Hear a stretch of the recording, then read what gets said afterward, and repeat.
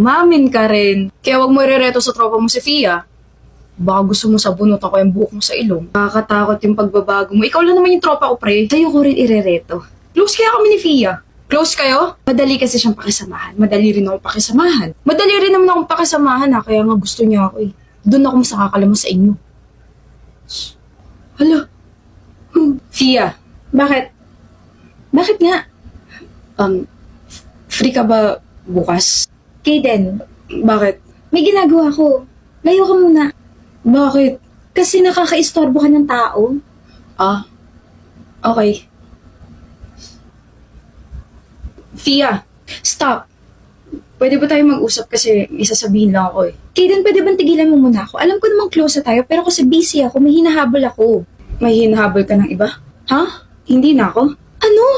Ewan ko sa'yo. Alam mo, kung problemado ka, dun ka muna sa BFF mo. If you think your life is sinking, pati na rin yung akin, okay? So group yourself into 6 muna, okay? Laters. Ba't ganun? Bukas na nga lang.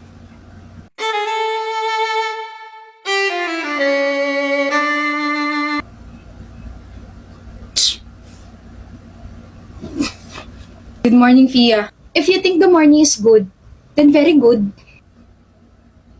Kaden. Kaden, dali samahan mo kung may pupuntahan tayo. Ano? Galit ka? Galit. Hindi ako galit. Sino ba ako para magalit? Kung hindi ka galit, bakit ano? Bakit ka nakasimango? Ay nako, Kaden. It's okay. If it doesn't work, at least you're tired. Ganyan ka ba talaga? Ano ganyan? Pagkatapos may palanda ka na gusto mo ako biglang, wala na agad. Ang bilis naman. Ha? Oo, galit ako. Daya mo kasi. Okay naman tayong dalawa tapos biglang hindi mo na ako pinapansin kahapon. Actually, pinapansin mo pa rin naman ako pero cold ka na. Hindi ka na katulad ng dati. May nagawa ba ako? May nasabi ba ako ikakasakit ng damdamin mo? May narinig ka bang rumor tungkol sa akin?